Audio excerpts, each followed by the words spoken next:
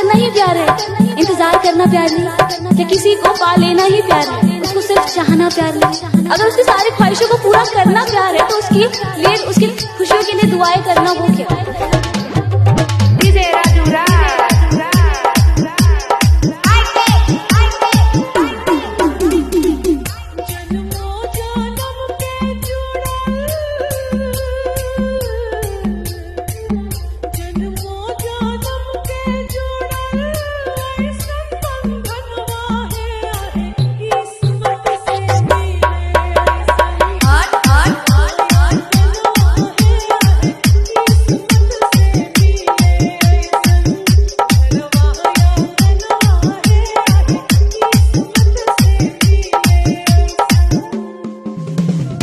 दिल पूरी तरह टूट जाता है, हम खुद से ही रूठ से जाते हैं, पर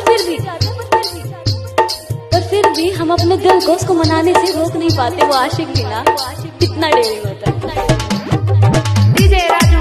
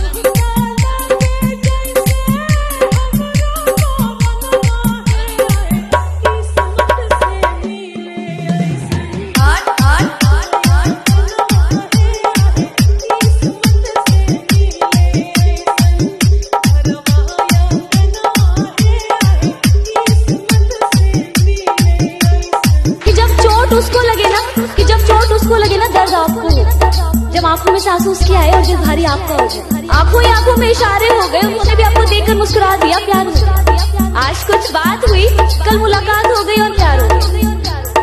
नहीं यार, वक्त लगता है प्यार होने में, ये 2-4 मुलाकातों में बात नहीं बनती, समय लगता है किसी को समझने। और प्यार करना अपने आप में बहुत बड़ी बात है। और अगर एक तरफा हो ना तो फियर फैक्टर, खतरों के खिलाड़ी।